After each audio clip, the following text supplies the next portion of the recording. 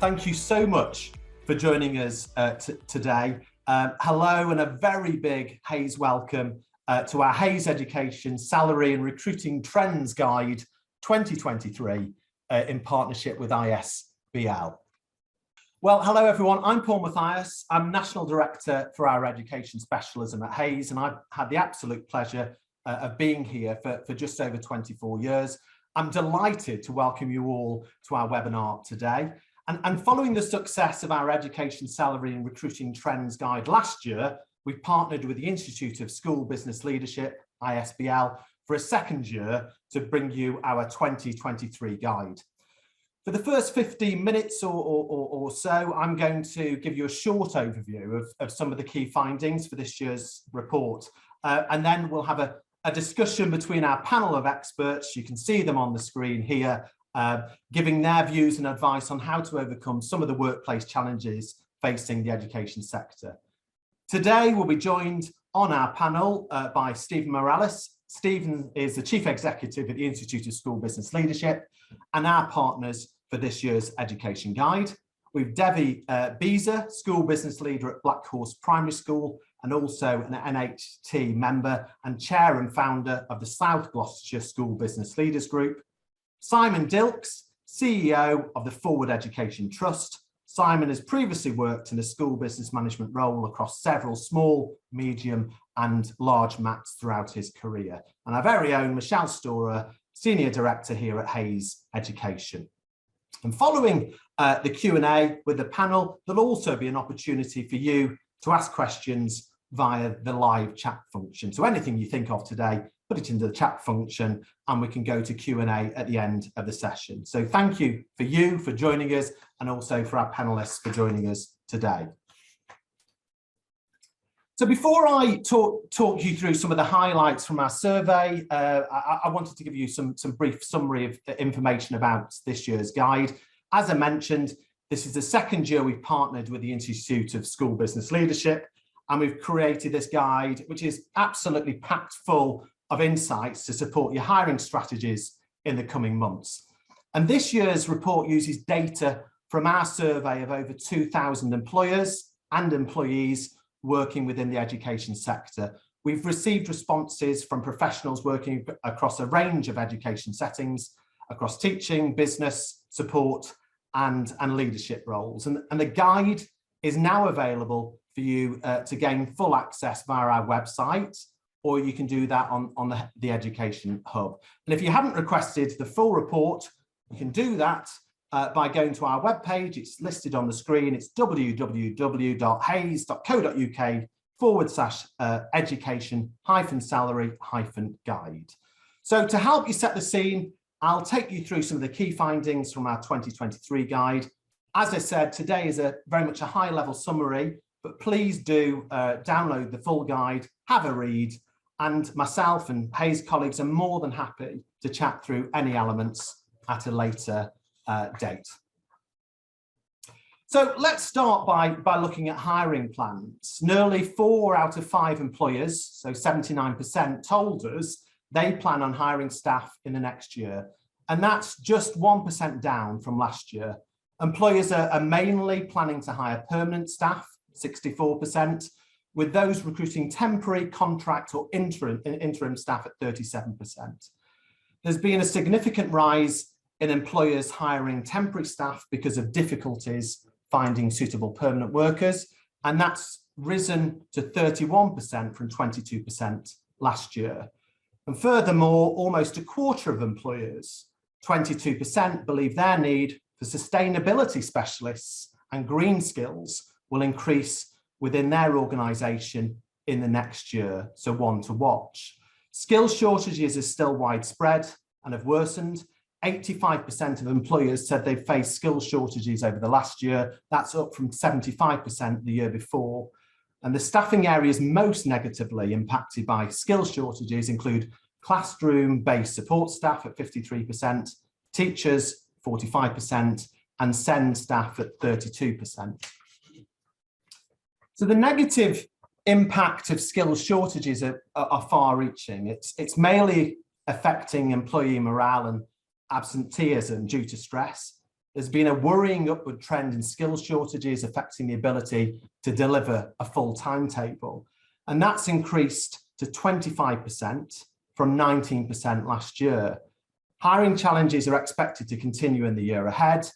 Over 3/4, so 78% of employers expect to face a shortage of suitable applicants when hiring. 41% expect there to be strong competition from other employers, and 40% anticipate applicants with unrealistic salary requirements, and that's an increase from 30% last year. We're now going to take a look at whether employees are satisfied in their current job.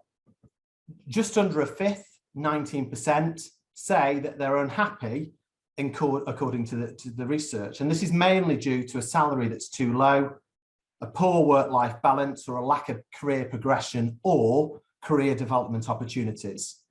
Salaries are on the rise. Now, excluding those who follow national pay guidance, nearly all employers, 9 out of 10, increased the pay of their staff over the last year. And that's a significant increase from 47% who did that the year before. And in the year ahead, 82% of employers expect to increase pay again. And this year, again, career development is another key issue. Over half of staff, so 53%, still say that their employer does not discuss their career progression plan with them. So this is highlighting the need for employers to do more, to put career conversations in place with their employees, and to regularly revisit career plans. There's also been a significant increase in those dissatisfied due to a lack of flexibility in their working pattern. This has risen to 32% from 20% last year. In the year ahead, 39% of employees plan to change jobs, with teachers, 55%, and classroom support-based staff, 54%, the most likely to do. And worryingly, just over a quarter, so 26% of all employees within the sector are planning to change jobs this year and want to find a new job entirely out of the education sector. And this is more pronounced within those working within support roles such as administration, with 34% in that category planning to move outside of the education sector. So offering hybrid working can help to retain staff, but of course, it's not possible for many in the education sector, with our findings showing that just 30% of employers are offering hybrid working to some or all of their staff. However, a more flexible approach to working wherever possible, should be a key focus for leaders in the sector. For example, our research shows that for those employees who rate their work-life balance as average or poor, almost a third, 30%, would most like to change their working hours, including flexible working to improve the balance. For those able to work in a hybrid way, being able to choose how often they're in the workplace would tempt over half of employees, 55% of those surveyed, to change employer. As I mentioned earlier, sustainability is another factor that's playing an increasingly important role in hiring. 71% of employees consider an organisation's commitment to sustainability as important when they're accessing a new role. And this is even more important to Generation Z employees, with 80% having it as an important factor. So with all this in mind, here are some of the recommendations to help bolster your hiring strategy. These, of course, are explored in more detail in the guide, but just as a high-level summary, first, make it clear why somebody should work for your organisation. Your employer value proposition, EVP, should tell a compelling story. It should promote a strong profile of your organisation to prospective candidates. And where possible, tailor your EVP to the individuals you're hiring. So perhaps consider projects they'll be working on and include aspects such as your organisation's commitment to sustainability. Secondly, tailor your benefits package. There's been an uplift in the value employees place on the benefits of an organisation's offers, with the most in-demand benefits revolving around well-being, holiday allowance, and training support. Also consider the benefits that motivate the individuals you're trying to hire and ensure the benefits and offer reflect this. Third, invest time into career progression plans. A lack of progression is a leading cause of employee movement, but progression plans are still not being discussed on a regular basis with all staff. So ensure you have regular catch-ups booked in with your team and work together to create achievable progression and professional development plans. And lastly, take steps to improve work-life balance. Flexible working can have a positive impact on a work-life balance. Although hybrid working and remote working isn't possible for many in the sector, consider where you can introduce an element of flexible working, such as undertaking perhaps PPA at home. So that was just a snapshot of some of the key findings from the report this year. The guide, as I mentioned, has a whole host of information about employment trends, what matters most to staff, and salary information for roles across the whole sector, including support, teaching, and also leadership. And as I mentioned earlier, you can download it by going to the website. So at Hays, we have a lot of services we can help support you with hiring and also with retention strategies. I've included some useful links, a link to our Hays Hub. Now the Hays Hub, if you don't already have it, is a free online training portal. It includes a learning management system to store and create staff training for an individual school or for a whole multi-academy trust. And it also includes our award-winning Inspire Careers Hub. And within that, there's free career lesson plans for primary and secondary pupils. I've also included on here a link to your local expert education consultant. So we will now move to the main event, the discussion with our panel. So joining us today, and a reminder and some more detail from earlier, Stephen Morales, Chief Executive at the Institute of School Business Leadership. And Stephen has a 20-year career history in operations and finance. He presided over the development and implementation of nationally recognised school business leadership professional standards and led the transition from the National Association of School Business Management to the Institute of School Business Leadership. Stephen also works closely with the Department for Education in areas of policy reform. So hello, Stephen, and welcome to Debbie Beezer, School Business Leader at Black Horse Primary School and Chair and Founder of the South Gloucestershire School Business Leaders Group. Debbie has over 23 years experience working in education, and prior to this, she worked for the trade union movement and the European Union. Debbie is an NHHT member and has been an ISBL Fellow and Trustee since November 2022. And in November, Debbie was awarded the ISBL CEO Award for Exceptional Contribution to School Business Leadership. Debbie is also a finance governor of her local community primary school. Hello to Simon Dilks, CEO of the Forward Education Trust. Simon joined the FET in September 21 as Director of Operations before being appointed as CEO in July 22. And his route into education followed a career in finance and business ownership, culminating in a school business management role in 2014, where he has worked in several small, medium and large MATs. So hello. And Michelle Storer, Senior Business Director here at Hays Education. Michelle has been with Hays Education for over 22 years and oversees our permanent recruitment and school partnerships. And she's worked in mental health and as a teacher before joining us at Hays. And I think now we go to full screen mode and we can see, hopefully we can see everybody. Yes, I can. Hello, and thank you so much for joining us today. So we'll go to some questions that which are prepared, and the first one, I think, and this comes out loud in our survey, is around career progression. So you know, one of the key issues of research highlights a lack of career progression and career development opportunities. And they feature in the top 5 reasons why employees in the sector don't feel satisfied in their job. Despite this, over half of all staff still say that their employer doesn't discuss their career progression plans with them on a regular basis, which is quite alarming. So Stephen, if I could come to you first. So in your view, why is it so important for organisations to provide meaningful investment in the professional development of their staff? And can you give us an idea perhaps of what forms this upskilling support can take?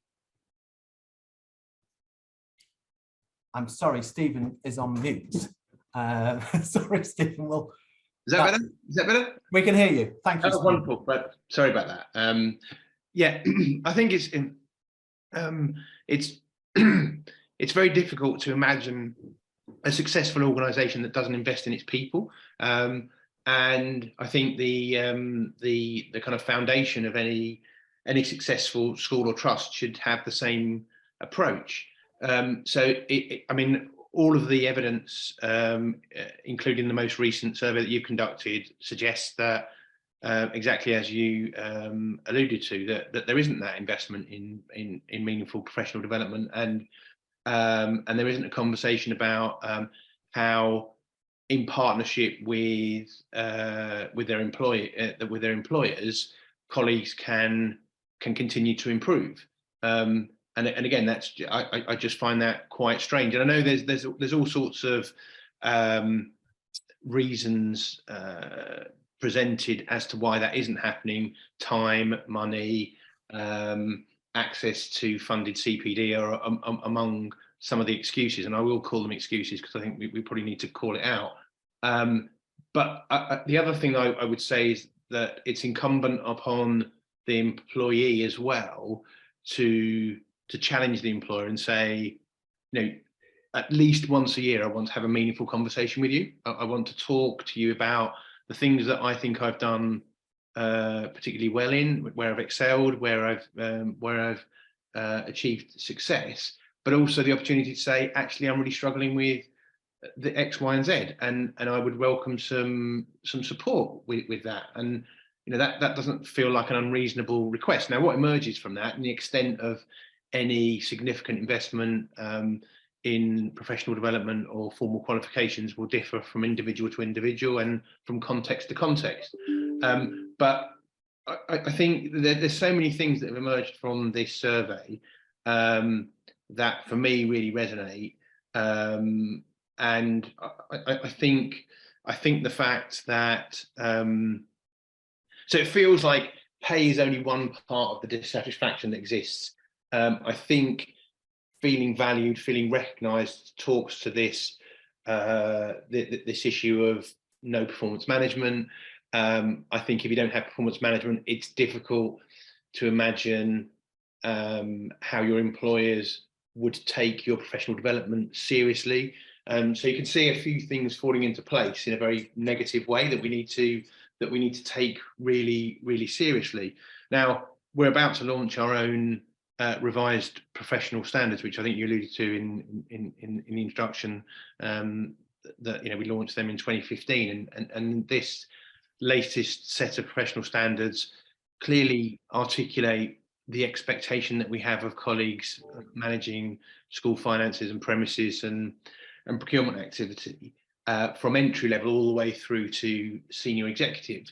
And we believe that's an important reference point. But the hard work starts after that assessment. So so we know the state of the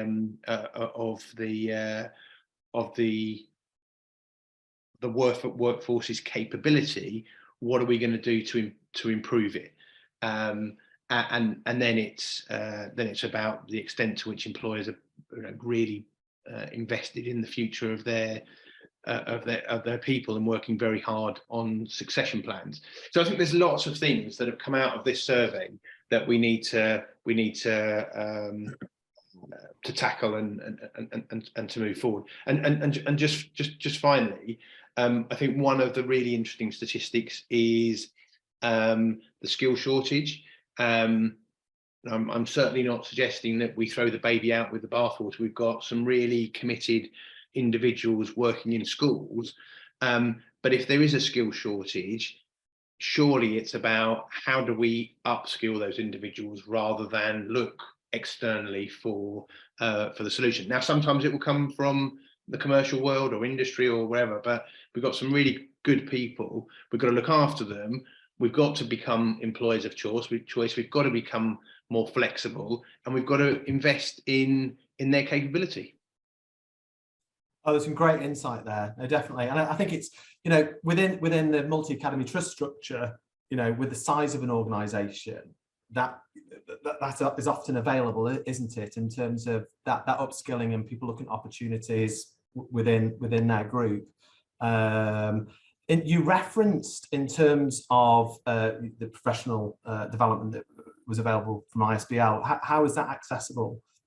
So the professional standards, which are, you know, is the starting point of any professional development journey for school business leaders. Well, they're available publicly, you know. So we've made them accessible to head teachers, to chairs of governing bodies, to trustees, and the entire workforce. And the idea is that you look at you look at the standards and you determine where you believe you sit. They're tiered, so from entry level all the way through to senior executive, and across a range of disciplines, including finance, HR, marketing, estates, and leading operations. And then so you self-assess, and then you take that self-assessment to your employer, and you say, this is where I believe I am against professional standards. I'm really excelling over here, but I could do with some support over here. And then actually employers can use them to assess whether or not they have the capability to cover all the bases of, you know, quite complex operations. So they could use the standards and say, you know, who's our expert in finance? Who do we lean on for procurement? To what extent do we have technical mastery in HR? And should we develop our people to gain that technical knowledge, or is there a case in some cases for outsourcing? And there will be, but it's useful for the individual and for the employer. Oh, that sounds great. Thank you so much, Stephen. That's great. We'll come back to you shortly. Debbie, from your perspective, you know, within the school environment, have you got any thoughts in terms of the career development piece? Yes, following on from Stephen, really, I think it's really important, and for an employer to invest in their staffing. And again, I find it odd if you didn't want to do that. I think it pays huge dividends in terms of personal worth and loyalty, and how you feel about your employer. For me, in the SBM school business professional world, and running the South Gloucestershire group, I do see a lot of professionals that don't have appraisals, and I think they sometimes shy away from it because I think they're scared of it. And actually, if it's done really well, it's so supportive and it's so beneficial. For me personally, it's been a really, really positive experience. And I did use the ISBL's professional standards, and they were really pivotal for me in progressing my journey in the role. Firstly, they helped my head teacher understand the role. He didn't really understand what the role could be. And when we did the assessment together, and when we looked at it, he suddenly saw that there were all these different things that I could perhaps do and bring to the school. And with the right training and the right CPD, that I could move on to that, and that I could actually then upskill my team around me, which is what I've done. So I've upskilled my team around me so that my role can become more strategic. And the ISBL standard is actually pivotal in enabling me to develop a completely new role in our local authority, which didn't exist, which we had to go through the local authority to get it evaluated and put in place. And now it's really lovely to see that there's other people in my local authority that are also aspiring to that role and progressing.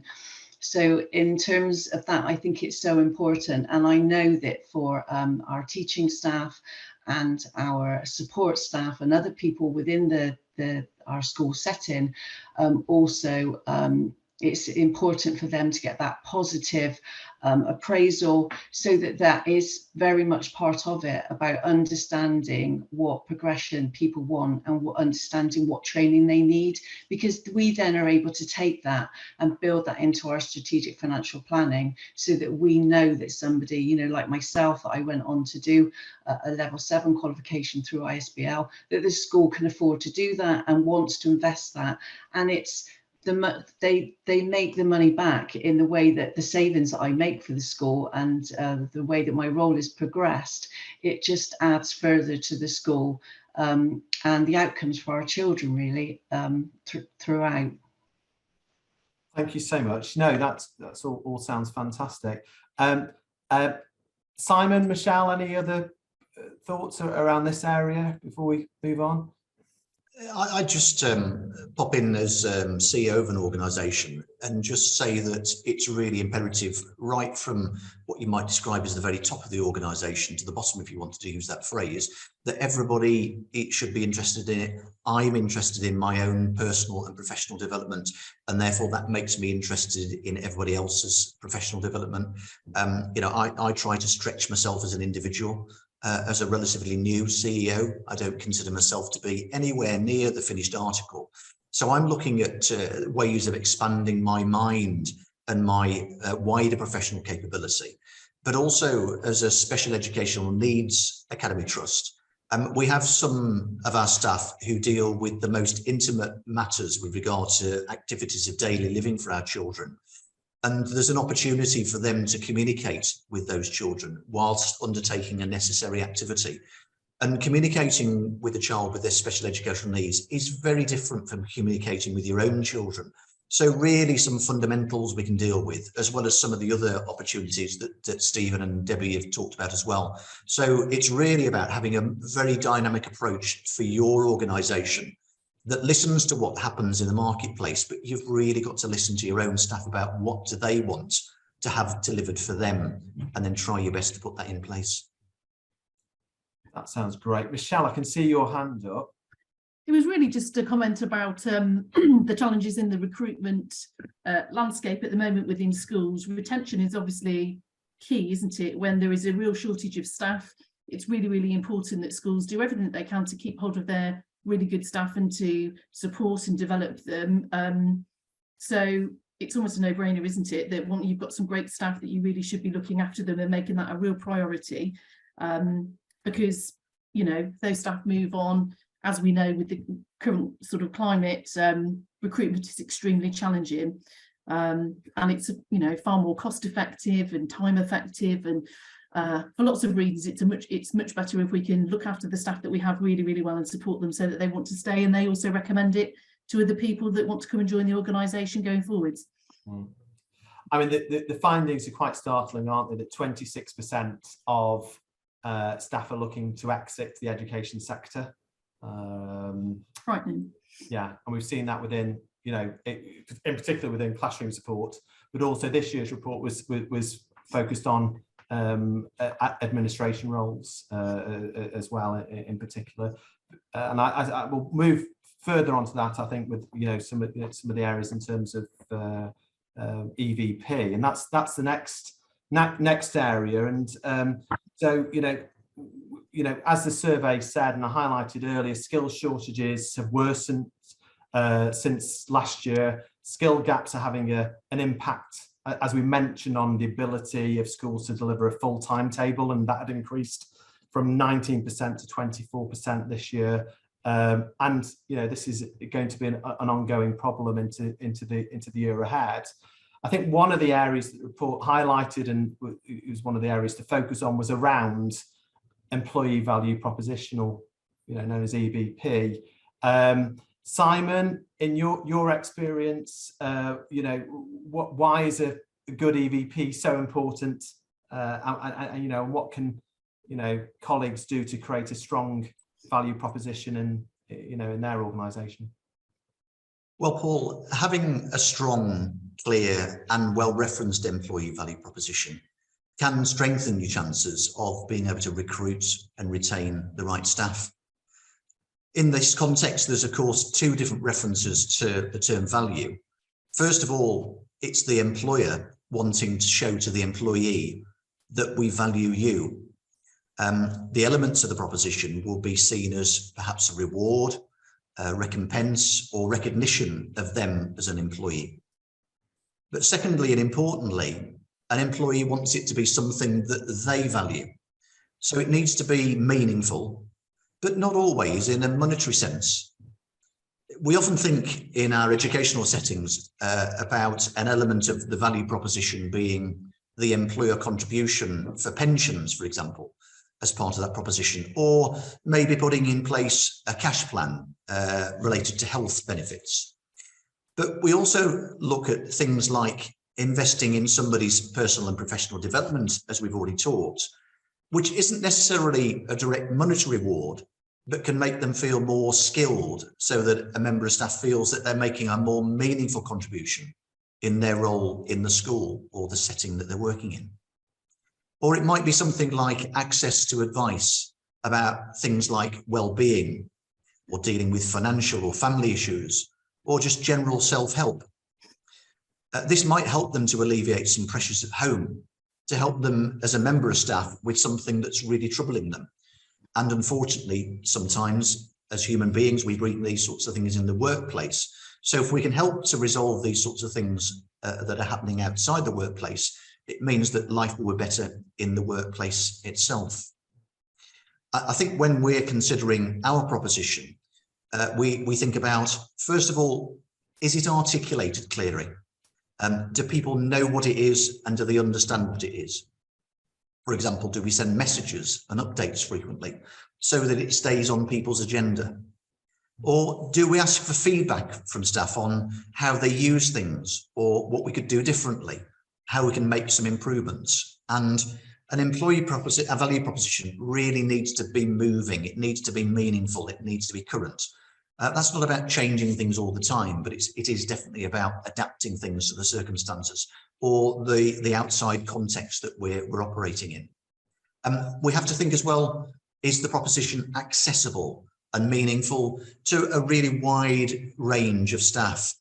If we think about the tiers of a multi-academy trust organisation, we've got some very highly paid people, we've got some slightly less well-paid people, and we've got lots of people with different intellectual capabilities and a whole multitude of different family situations. So we've got to consider each and every permutation of the equation. And most importantly, I think from the organisation's perspective, does it offer us good value for the money that we're investing in it, to make sure that the organisation is getting some benefits? So there's always two sides to this really comprehensive equation. Oh, some great advice there. Michelle, you obviously visit lots of different multi-academy trusts. We work with partnership organisations. And any thoughts from an EVP perspective? Yeah, I mean, obviously, I've got first-hand experience of Simon's Trust, and I know that they have done a lot of work around vision and values and ethos and culture, and also looking really closely at the support that they offer their staff, as have many schools that I work with. There is also a drive towards supporting flexible working in ways that are meaningful and ways that don't take away from the impact in the classroom. So, for example, I know there are many schools and trusts that are looking at really freeing up time for people to do their PPA away from site, which sometimes, it's seen as a real benefit for people being able to have undisturbed chunks of time to do planning and preparation. Ultimately, as Simon said, all of these things are really important as long as you are communicating them and as long as they are relevant. And I think the real challenge for trusts and schools going forward is not only identifying and being clear about what that EVP is, but how that is being communicated, not just internally, but also externally, because that is part of your attraction of candidate strategy. And it's one of the things that you need to think, well, we've got this great offering. How are we communicating this to potential applicants? Is it in our adverts? Is it on our website? How are we communicating these great things that we're doing for our staff? So that is something I think that people need to think about. The way that we are trying to attract staff now in the current climate has to be different to how it has been in the last 3 or 4 years, the last 10 years. And there are certainly some schools that I talk to that are still following similar processes to how they recruited staff 10, 15 years ago. And I do think that the way that people search for jobs, well, we know that the way that people search for jobs, the way they have expectations about interaction and the offer for them as a candidate, particularly in a candidate short market, it's really, really key. And I think the schools that understand that and respond to that in a really meaningful way probably won't struggle to attract the short, availability of candidates, as well as some of the schools that are probably less agile in adapting their practice from a recruitment point of view. Good. Some great feedback there. Stephen, any thoughts from you? Obviously, speaking me to lots of schools and trusts. Any thoughts from an EV perspective? Oh, you sorry, Stephen. I think we're there. We go. Yeah, I'm struggling with that mute button again. Yeah, I mean, I think it's something that trust and school leaders have to take incredibly seriously now. Being an employer of choice is going to be defining, I think, for many trusts. There's one that I'm working with near my home in Bedfordshire. It's the Chiltern Learning Trust. They're doing some incredible work attracting candidates from some of the urban areas around the country that wouldn't normally have moved outside of London or Birmingham or Manchester. And how are they doing that? Well, they're making sure that there's good chemistry, there's a good cultural fit, that people feel really comfortable in a new environment. They have a buddy and mentoring approach, which means that when people start at school, they have someone they can lean into throughout their early weeks of their career in the trust. And they're bucking the trend, frankly. They don't have the same. Well, they have people queuing up to join the trust, and not based on salaries, because there are better salaries in other parts of the country, but because I guess the word on the street is that this is a great place to work, and people genuinely care for you. And I think the other thing that's really attractive is there's a real commitment to that progression. And so you can move up through the organisation or sideways. You can move from one setting that's maybe focused on a particular key stage to another setting, which is a different experience for you. And as you said before, Paul, I think that is one of the advantages that trusts have, is that you can be quite agile and can move people across the organisation and give people exposure to new opportunity. But no, the language of a people strategy is becoming more and more commonplace all of the time. Yeah, good to hear. I'm going to move now on to the hot topic of flexible working, and again, for this year's survey, there was an increase in employees being dissatisfied in their job because they don't have enough flexibility. A poor work-life balance is the second highest reason for job dissatisfaction. Debbie, if I can move to you, I mean, it's not possible for everyone in the sector to have the flexibility that they'd like to be able to work in a complete hybrid way. But have you got any thoughts on what organisations can do to introduce more flexibility? Yeah, I think it is difficult, isn't it? Because in our roles, in our school settings, our roles are quite different, and there are ways of flexibly working for some that might not be accessible to others, and it is something we need to consider. I think it's getting out that understanding about what flexible working is and perhaps what it can be. Some people, I had a conversation with somebody recently, and they said, when I mentioned flexible working as being something that would be an attractive quality an employer would offer, she said, "Oh, you're not suggesting that we all go off and have babies." And so I was, no, it's not about that. I think it's helping people understand that flexible working is so much more than that. It's not just part-time working or returning to work after you've had a child, and job sharing for those reasons. But there can be other significant life events or life experiences that can lead you to feel that to be really important. And I think that, you know, obviously those are the ones that we know, but there's, you know, the ones you can consider, like phased retirement, remote meeting opportunities. If you're perhaps a teacher and you're part-time, maybe you can have remote meeting opportunities, adjusting your deadlines so that to match with your contractual hours.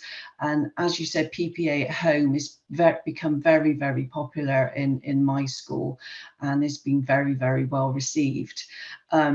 And I know that when I spoke to the head about it, he said, you know, there's this feeling of trust, isn't it? You know, that people are going to go away and do their PPA, but of course they do. And they really value that time. And if they can't do it that afternoon, they can do it that evening. It just pays such dividends, because I think you just get such good feedback from that. I think, you know, considering term time holidays or time off in term time for important life events are really important.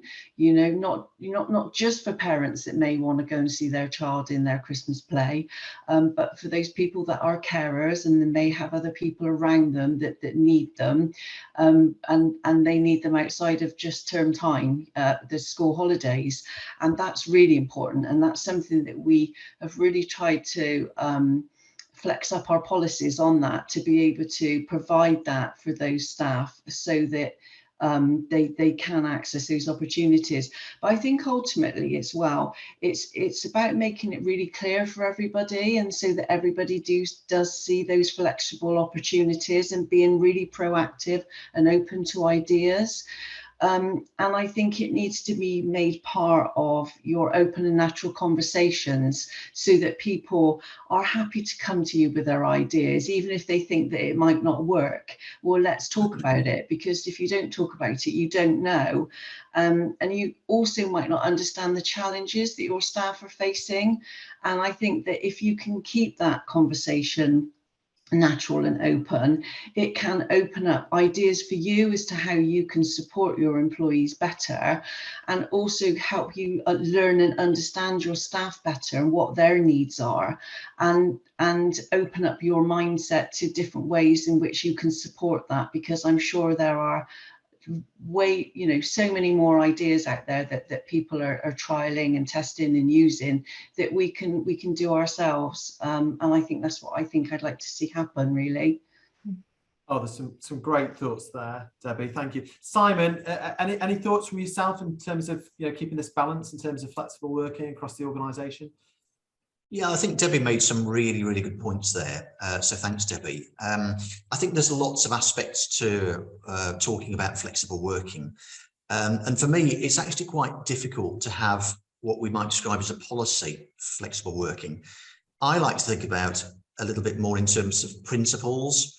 So what I try to guide me is it fair? Is it widely accessible? Does it carefully consider the needs of the employee? And does it positively impact on the children in the school? So those are some of the abiding principles. I think gone are the days when we get flexible working requests and we think, oh no, because actually the flexible working request by the employee, it's really important to them. And we've got to understand that. And if we can think about it in that context, I think it's really helpful. Obviously, sometimes when we're considering a flexible working request, what we tend to ask a member of staff, as well as asking them to say what they'd like from their perspective, we also ask them to think about how their colleagues will be affected by it, and importantly, how the school as a whole will be affected by it, so that they're actually considering the proposition in the round. And sometimes they may not have the answers. As Debbie said, it might be part of an engagement or a discussion about it. And it might actually take a short period of time just to have this really meaningful conversation. Of course, flexible working can sometimes be really short term. It can be sometimes a little bit longer term. And I think staff colleagues want to have more agility in their lives now.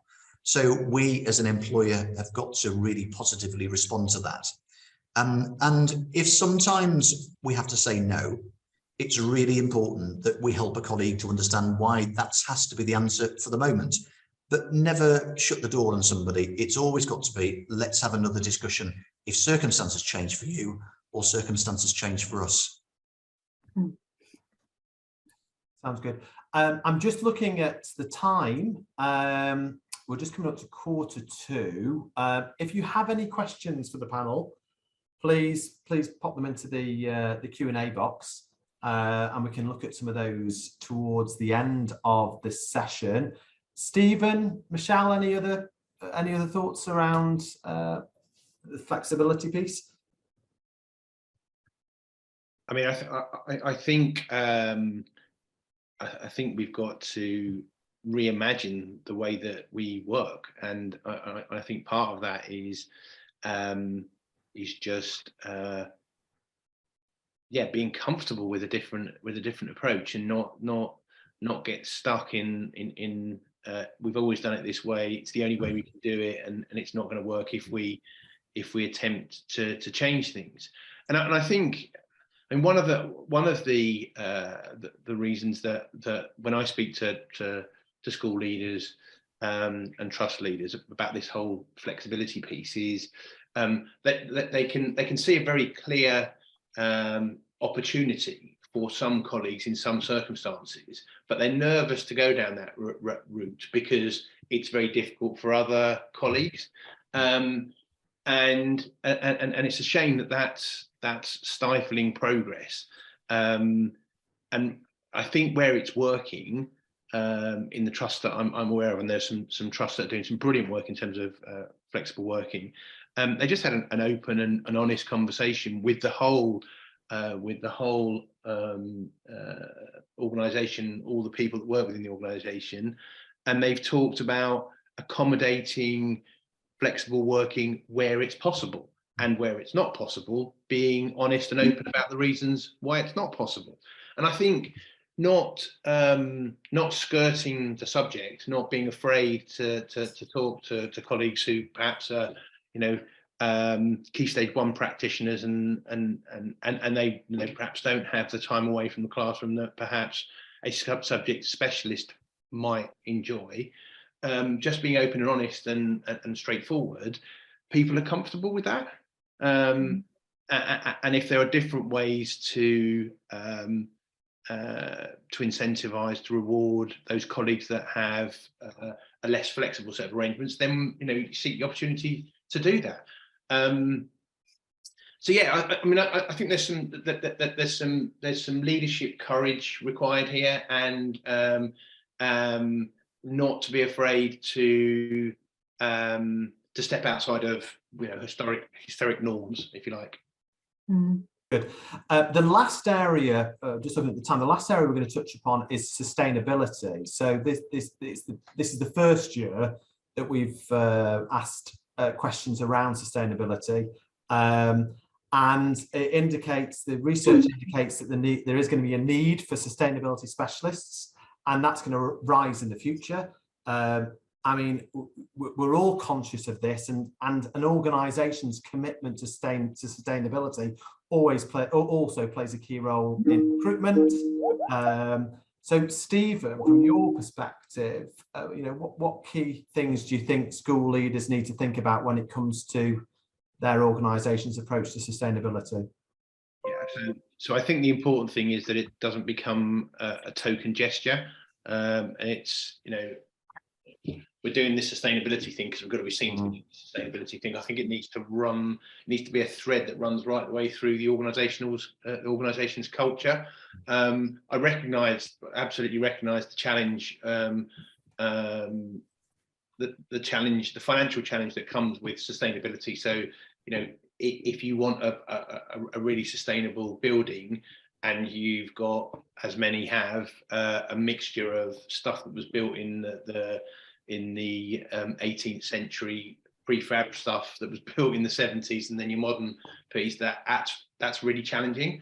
But I think the commitment should be there, and I think if you're thinking about how do I modernise it, there should be a 5-year maintenance life cycle plan to get the school where it needs to be in terms of that commitment. But I think there are small things you can do as well. I think you can create a culture of sustainability, one where you're minimizing waste, you're turning off lights, that you're being very careful about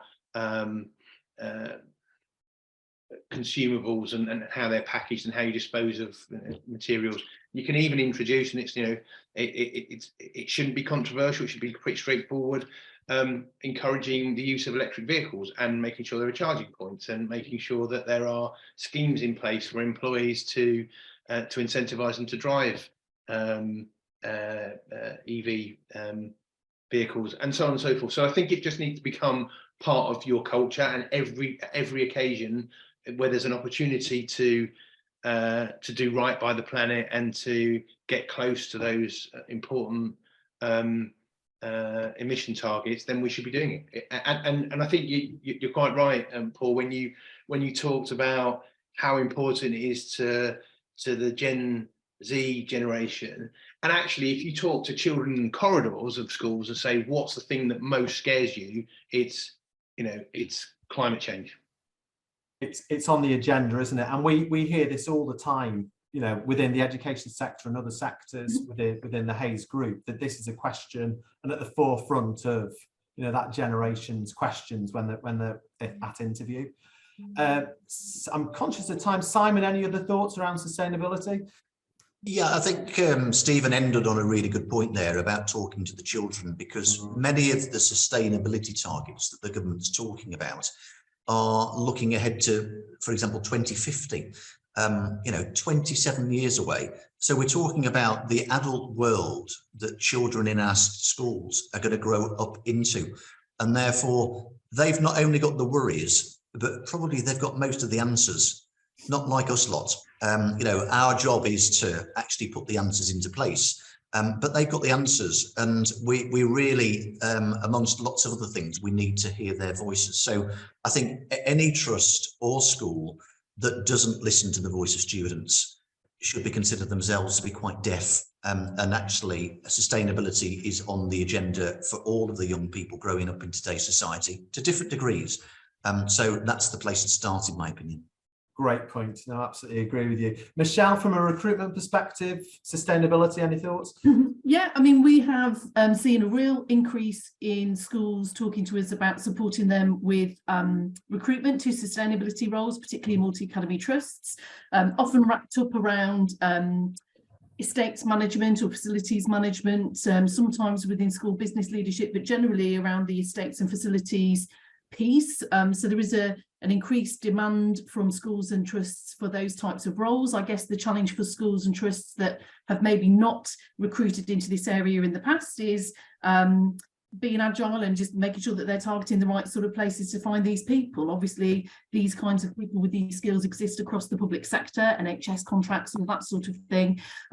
But probably a lot of the people that you're going to be recruiting for roles like that probably won't be looking in mainstream teaching, traditional press. So it's about thinking about diversity of advertising and marketing strategies, reaching out to companies or to organisations that are networked across those landscapes, I would say. But yeah, probably a good time to be a bit more creative about how you find candidates that potentially would not be looking at at teaching, press or websites. So that's my tip.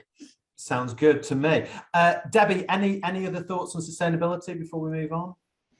Yeah, agreeing with Michelle there. Looking at my school is a group of my school and 12 others are looking to academise, and the central team are going to be looking at estates management, and I think sustainability should be an important part of that. And I agree very much with what Stephen says, that it should be.